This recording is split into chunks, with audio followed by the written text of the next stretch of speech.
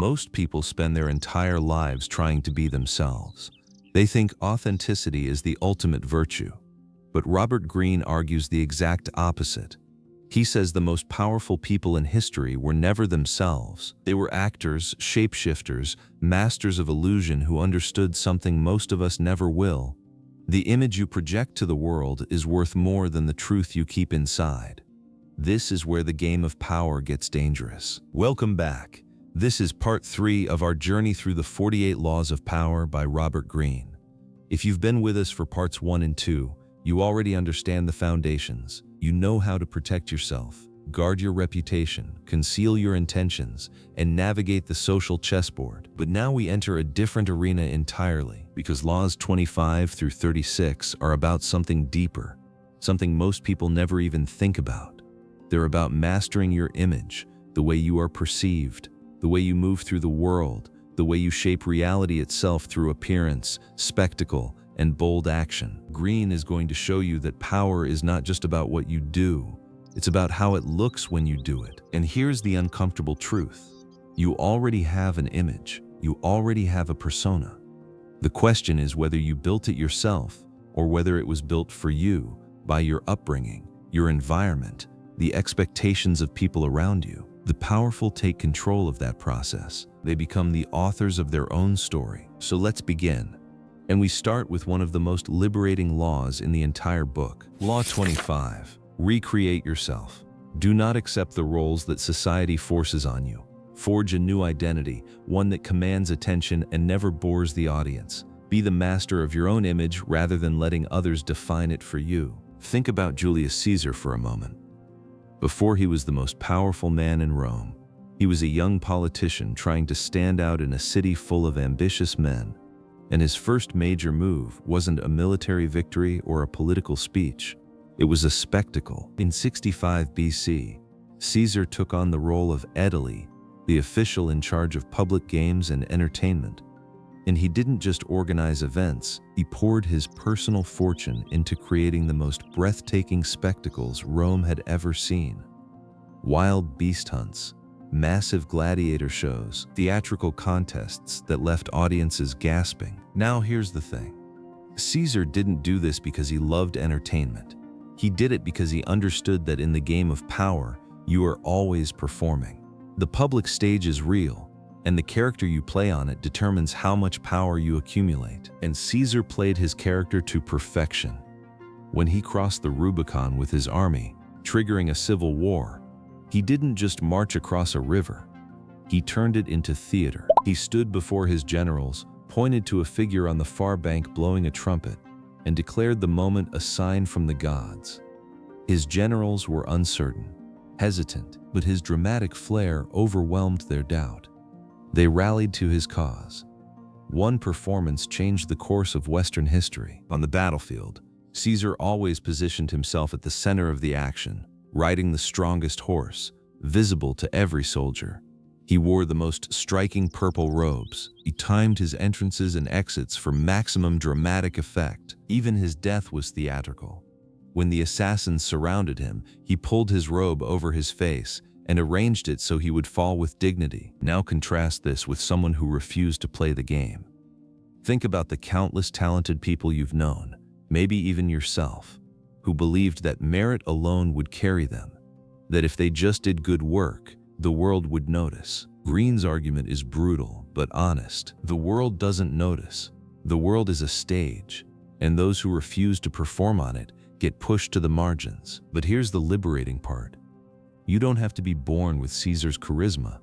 The French writer Aurore Dupin had no wealth, no connections, no advantages. When she moved to Paris in the 1830s to pursue a writing career, an editor told her she should go home and have babies instead of writing books.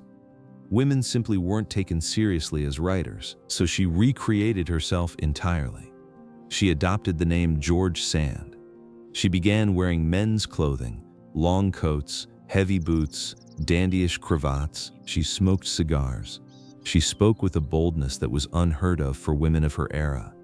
And the effect was electric. Paris was fascinated. This strange, ambiguous figure, not quite male, not quite female, became the center of intellectual society. She had affairs with Chopin, Musset, Liszt.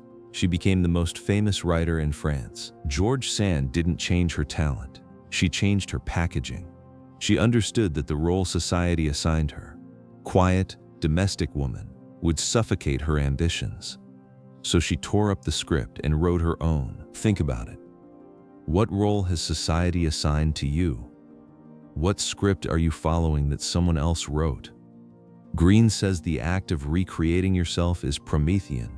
It makes you responsible for your own creation, and that is where real power begins. Now, recreating yourself is one thing, but the next law reminds us that power also requires keeping your hands clean. Law 26.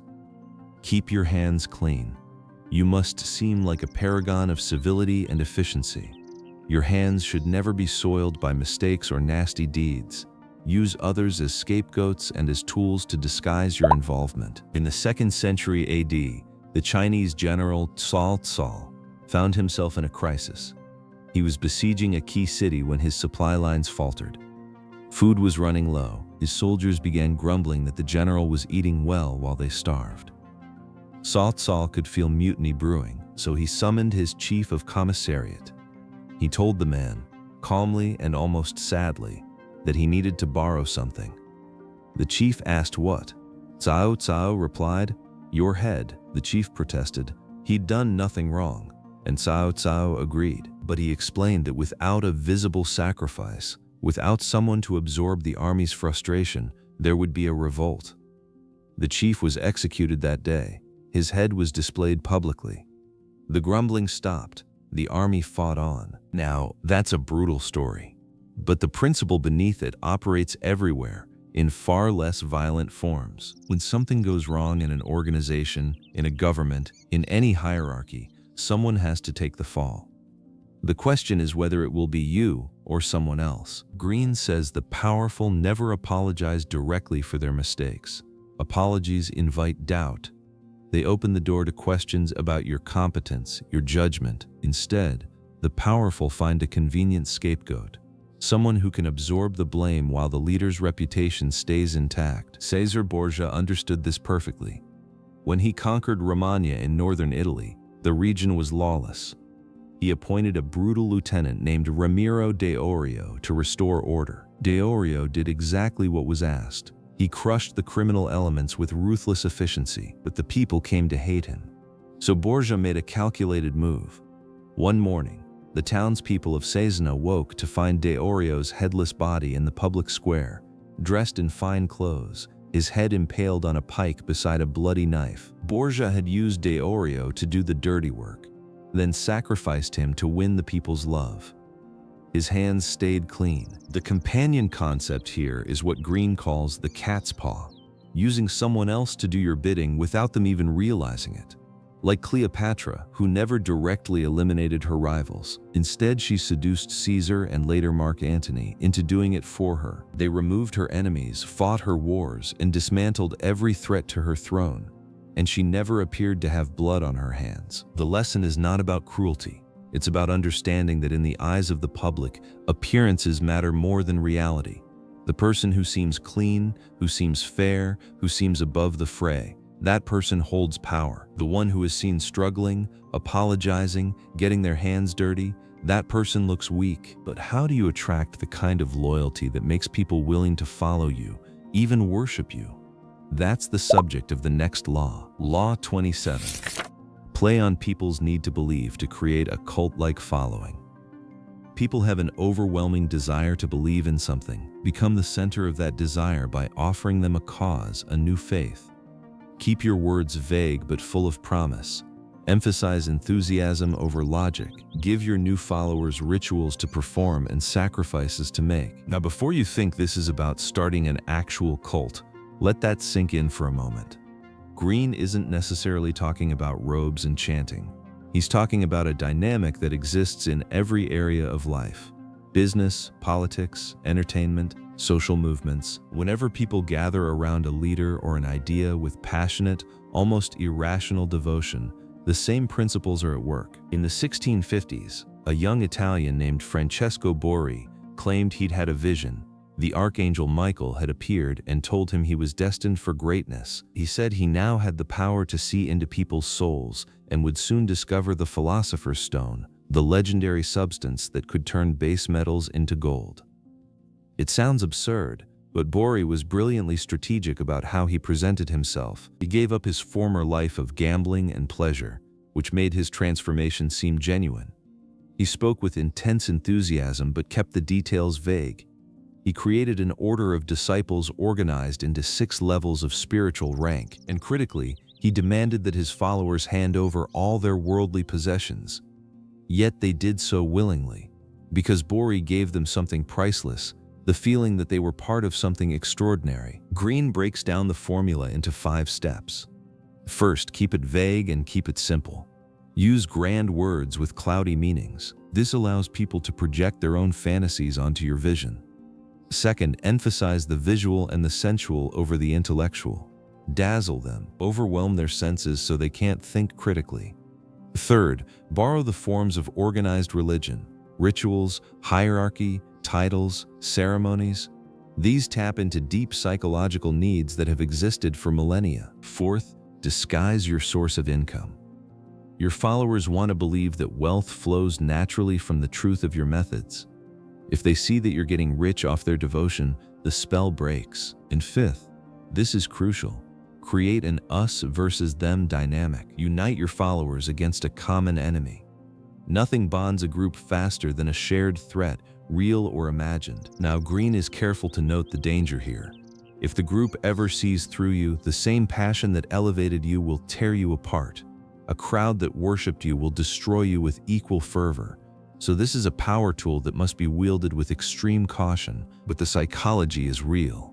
And understanding it, whether you intend to use it or simply want to protect yourself from it, is essential knowledge in the game of power. Law 28. Enter action with boldness. If you are unsure of a course of action, do not attempt it. Your doubts will infect your execution. Timidity is dangerous. Better to enter with boldness.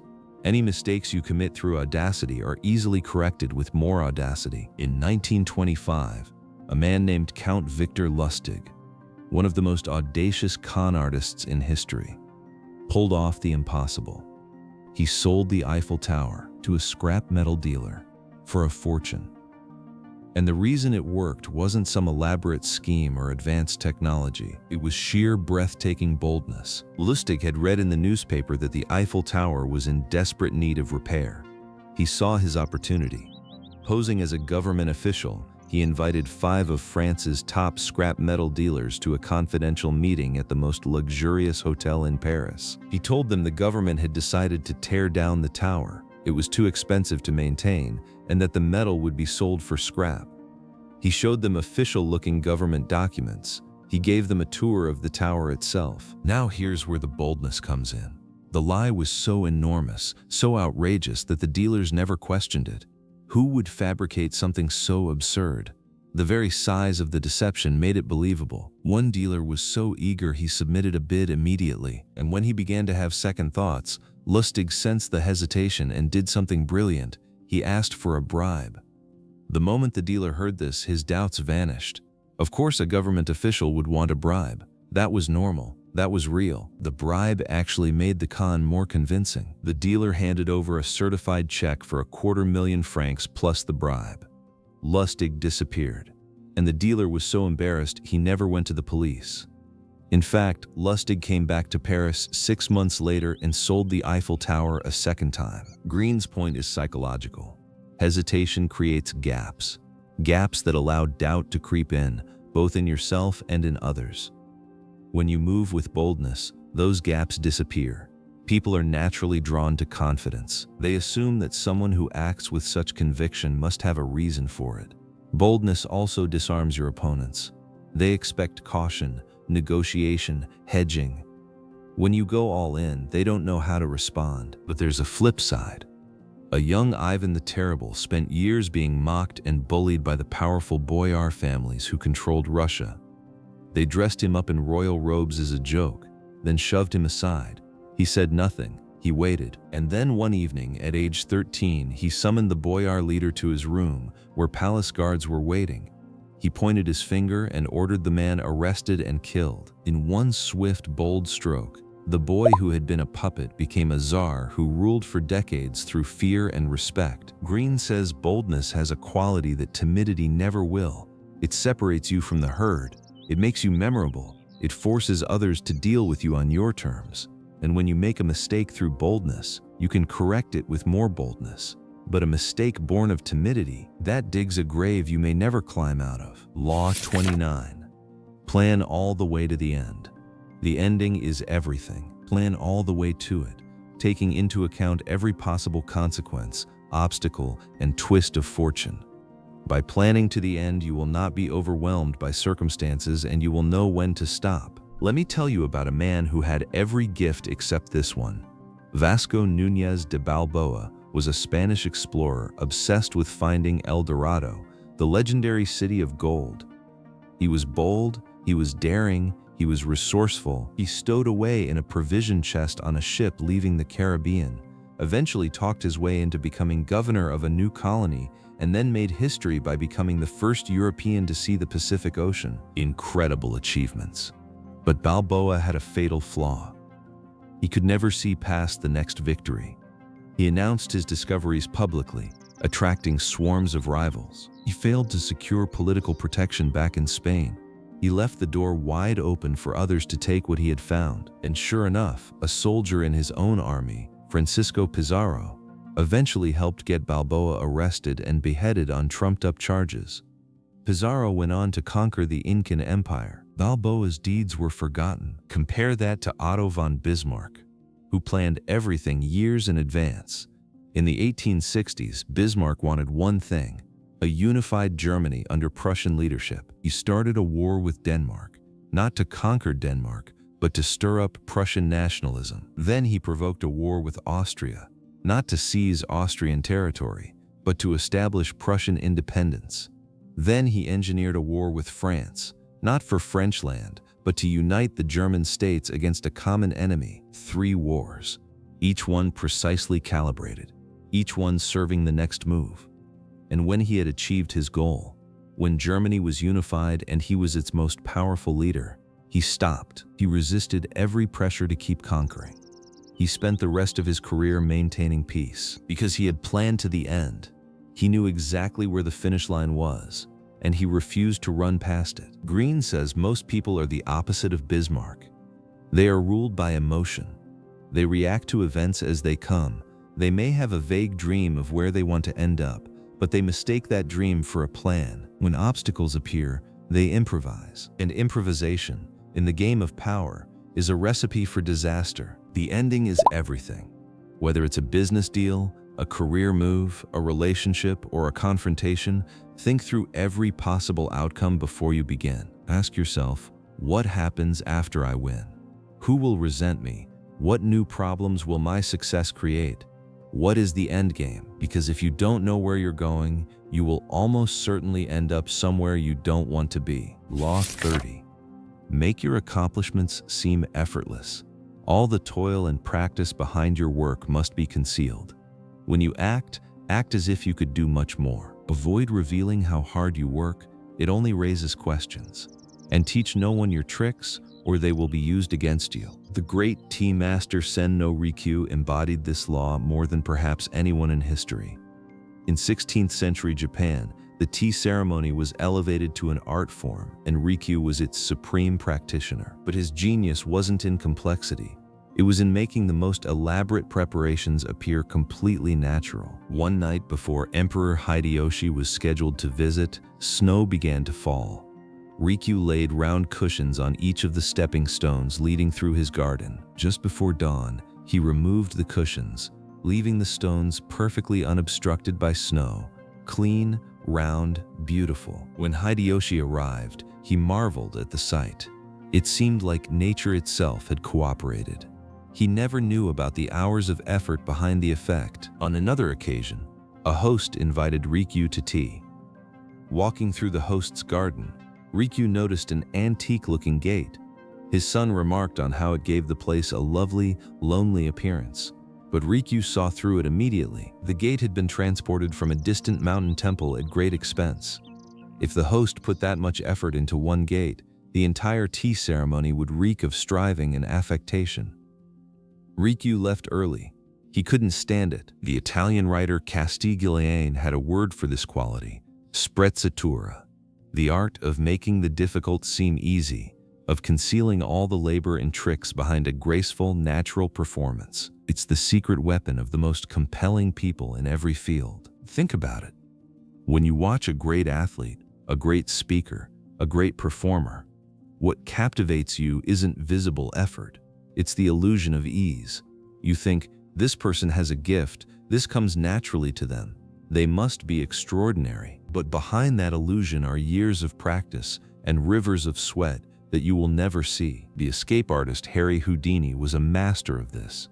His escapes sometimes took only minutes, but he would stretch them to an hour, making the audience sweat while he seemed to be struggling. In reality, the struggle was performance. The real work happened in his workshop, where he spent thousands of hours studying locks, training his muscles, and learning to control his breathing. When he finally emerged from the handcuffs or the sealed water tank, it looked like a miracle. Nobody saw the machinery behind it. Greene says there's a practical reason for this beyond impressing people. When you reveal your effort, you demystify yourself. You become ordinary. People think, well, if he had to work that hard, maybe anyone could do it. But when your achievements seem effortless, you seem godlike. And godlike figures attract power like gravity attracts mass. Law 31. Control the options. The best deceptions give the other person a choice. Your victims feel they are in control, but they are actually your puppets. Give people options that work in your favor no matter which one they choose. In 1564, Ivan the Terrible faced a crisis. His power was being eroded from every direction. The boyars defied him. The church resisted him. His own ministers second-guessed his decisions. Russia was too vast, his enemies too numerous. Attacking any one of them would leave him exposed to the others. He seemed trapped. So Ivan did something nobody expected. One December morning, the citizens of Moscow woke to find hundreds of sleds filling the square before the Kremlin, loaded with the Tsar's treasures. They watched, stunned, as Ivan boarded a sled and left the city. He established himself in a village miles away and refused to explain why. For an entire month, Moscow descended into panic. Without their Tsar, who would protect them from the boyars, who would keep order. Then a letter arrived. Ivan explained that the boyars had betrayed him so deeply that he was abdicating.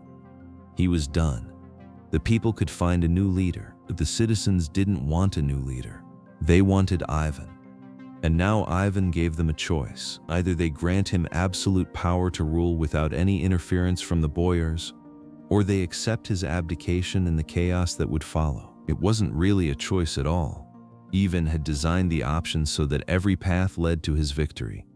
The people chose to give him absolute power, and from then on, anyone who complained about his harsh rule was reminded that they themselves had chosen it. Ivan's withdrawal had been a performance, a brilliant manipulation of other people's options. Greene describes several versions of this technique. You can color the choices, presenting options in a way that makes the one you prefer seem obviously superior. Henry Kissinger did this constantly with President Nixon. You can shrink the options over time, like art dealers who show you progressively worse paintings each time you visit, making you rush to buy before the quality drops further. You can even put someone on the horns of a dilemma where every possible response works in your favor. The key insight is that people need to feel they have a choice. That illusion of freedom is essential. The moment someone suspects they're being manipulated, they resist. But when they believe they're choosing freely, they walk straight into your design without a second thought. Law 32. Play to people's fantasies.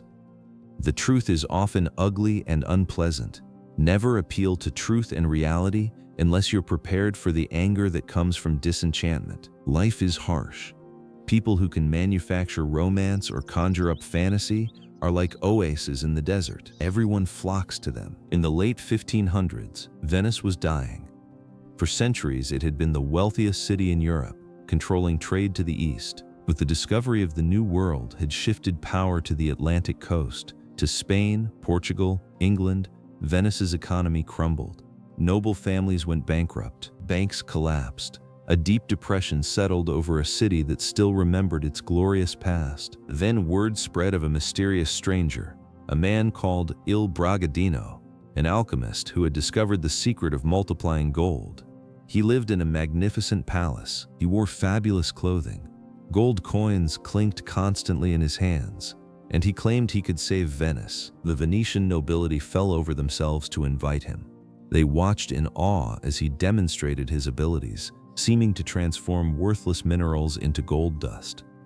The Senate debated whether to officially sponsor him. When they heard the Duke of Mantua was also courting him, they panicked and voted to bring him to Venice immediately, at the city's expense. Bragadino arrived and lived lavishly, all funded by the Republic.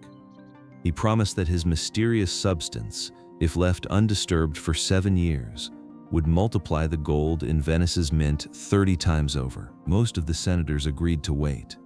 Months passed. Years passed. Not a single ounce of new gold appeared. But the fantasy was so powerful, so desperately needed, that people clung to it long after any rational person would have let go. Eventually, Bragadino's enemies forced his hand, and he fled to Munich, where he repeated the entire performance with the Duke of Bavaria. The pattern was always the same: find people drowning in harsh reality, offer them a glittering fantasy, and watch them hand over their money and their reason. Now, Bragadino was eventually caught and executed. So there's a warning here. But the underlying psychology is timeless. People do not want to hear that their problems stem from their own mistakes. They don't want to hear that success requires years of grinding work. They want to believe in a shortcut, a transformation, a miracle. Greene isn't saying you should become a con artist. He's saying you should understand this hunger for fantasy, because it's one of the most powerful forces in human nature. The person who can tap into it, who can promise the moon while keeping their feet on the ground, holds enormous power. Law 33. Discover each man's thumbscrew.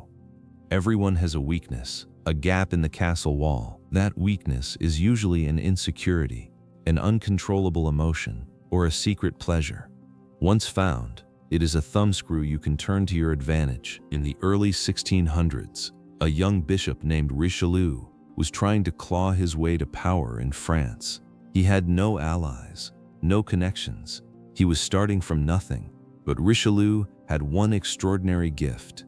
He could read people. He could sense their hidden desires and unspoken fears in a single conversation. When Richelieu looked at the French political landscape, he didn't see kings and ministers. He saw vulnerabilities. He noticed that the Queen Mother, Marie de Médicis, despite her immense power, was deeply insecure. She craved masculine attention and validation. So Richelieu showered her with praise and devotion. Not in an obvious, sycophantic way, that would have backfired, but with a steady stream of warmth, loyalty, and respect that made her feel seen and valued. It worked beautifully. Marie made Richelieu her most trusted advisor. She elevated him to cardinal. And when her son, the young King Louis XIII, took the throne, Richelieu moved to the next link in the chain. He recognized that Louis was essentially a helpless child in a man's body, insecure, indecisive, secretly yearning for someone strong to lean on. So Richelieu became that strength. He pushed Louis into bold ventures, made himself indispensable, and for 18 years governed France as its true ruler, all by understanding and exploiting the psychological weaknesses of those above him. Greene outlined several strategies for finding these thumbscrews.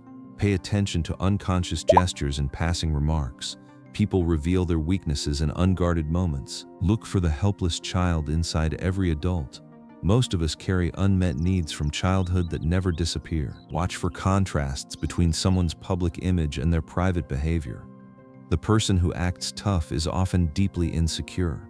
And fill the emotional voids you discover. Insecurity and unhappiness are the two most exploitable weaknesses. Now, some of this may sound manipulative, and honestly it can be. But Greene's argument is that these dynamics exist whether you acknowledge them or not. People are constantly being influenced through their weaknesses. The only question is whether you'll understand the game or be a pawn in someone else's. Law 34. Be royal in your own fashion. Act like a king to be treated like one. The way you carry yourself determines how you are treated. Appear vulgar or common, and people will disrespect you. Respect yourself, and others will follow. Christopher Columbus was the son of a cheese vendor. Let me say that again. A cheese vendor. He had almost no formal education. He knew next to nothing about navigation. He couldn't even work a quadrant, and yet he convinced the King of Portugal to grant him an audience, charmed his way into the Spanish court, married into an established noble family, and ultimately persuaded Queen Isabella to fund one of the most ambitious voyages in history. How did he do it? Not through qualifications, not through connections, through attitude. Columbus carried himself as if he were descended from royalty. He invented a noble lineage for himself. He made demands so audacious. The title Grand Admiral of the Oceanic Sea, the office of Viceroy over all discovered lands, 10% of all future commerce, that the people he was negotiating with assumed he must be worth it, because who would dare ask for so much unless they truly believed they deserved it? And that's the paradox. When King João of Portugal turned Columbus down, he did so politely, treating the demands as legitimate. The very boldness of the request elevated Columbus in the king's eyes. A man who sets a high price on himself sends a signal that is almost impossible to ignore. Now contrast this with King Louis Philippe of France, who came to power in 1830. Louis Philippe hated the trappings of royalty. He dressed plainly, carried an umbrella instead of a scepter, walked the streets like an ordinary citizen, and talked endlessly about money and business with his banker friends. He thought this common touch would endear him to the people. It did the opposite. The aristocracy found him embarrassing. The common people saw through his act. He was a wealthy man pretending to be one of them, and the pretense was insulting. His own banker friends began treating him with contempt. One day, James Rothschild actually scolded the king publicly for being late. The King of France, berated by a banker. When revolution came in 1848, no one lifted a finger to save him. He vanished into exile without a trace. Greene's lesson is simple but profound. You are the one who sets your own price. How you carry yourself tells the world what you think you're worth. Demand respect and you will get it. Shuffle and apologize, and the world will treat you like a doormat. This doesn't mean being arrogant. Arrogance is insecurity in disguise. It means having a quiet, unshakable confidence in your own value. Law 35. Master the art of timing. Never seem to be in a hurry. Hurrying betrays a lack of control.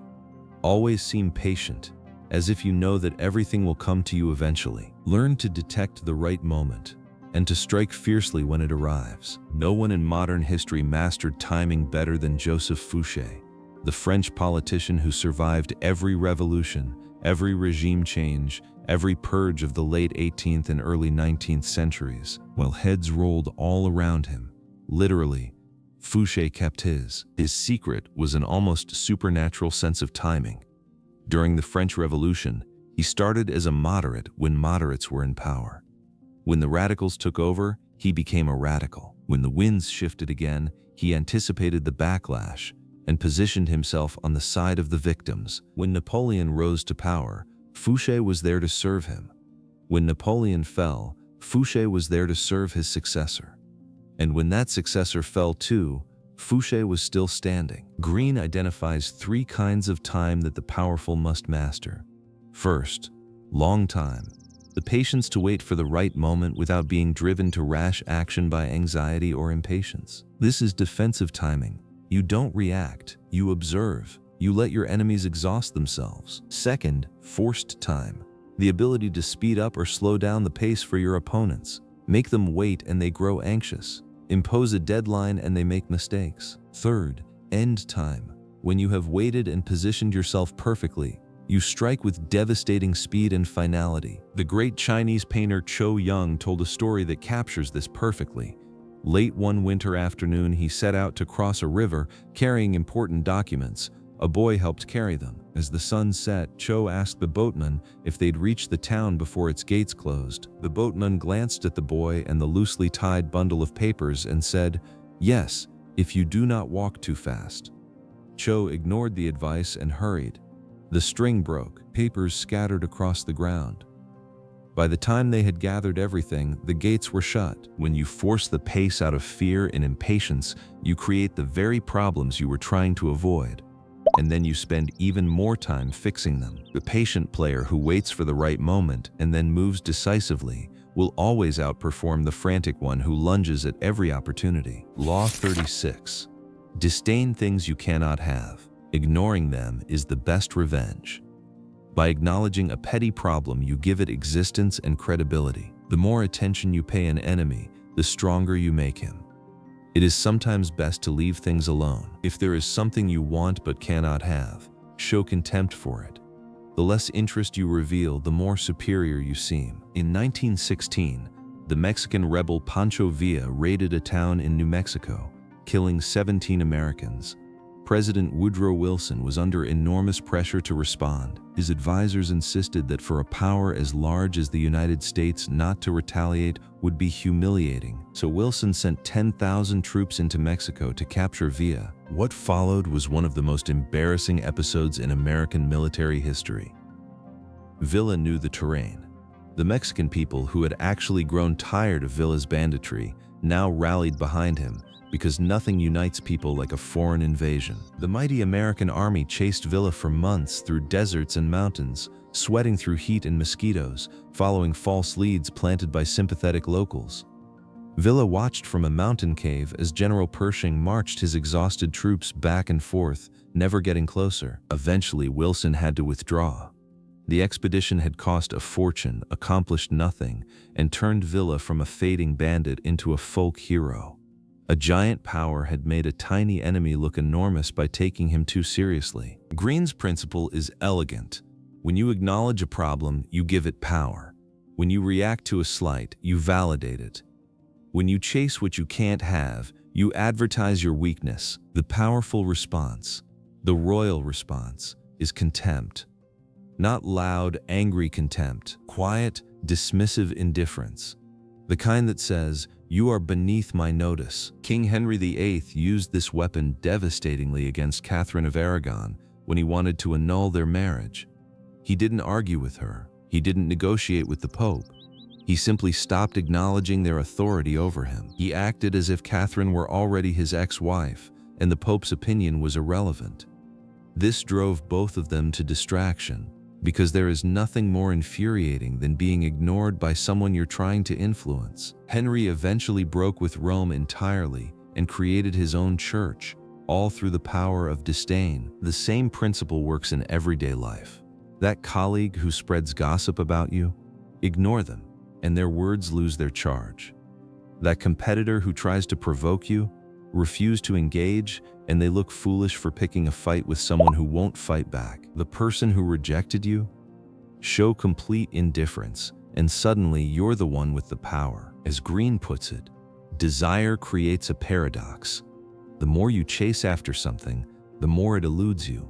The more interest you show, the weaker you appear. Turn your back on what you want, show contempt for it, and you reverse the dynamic entirely. And that brings us to the close of part 3. Let's pull all of this together. If there's one thread running through laws 25 through 36, it's this: power is not about raw force. It's about perception. It's about the image you project, the drama you create, the illusions you master. The people who truly understand power know that what others see is more important than what is real. Recreate yourself. Don't accept the identity the world assigns you. Keep your hands clean, even when dirty work must be done. Understand the overwhelming human need to believe, and use it wisely. Move with boldness, because hesitation is the real danger. Plan to the end, so you know when to stop. Make your achievements look effortless. Control the choices others make. Play to their fantasies. Find their hidden weaknesses. Carry yourself like royalty.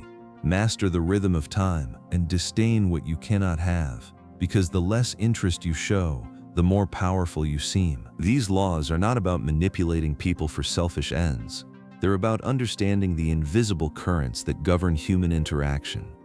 You can use them to build, to lead, to protect, to create, or you can ignore them and wonder why the world never seems to give you what you deserve. If you take nothing else from this video, take this: you are always performing.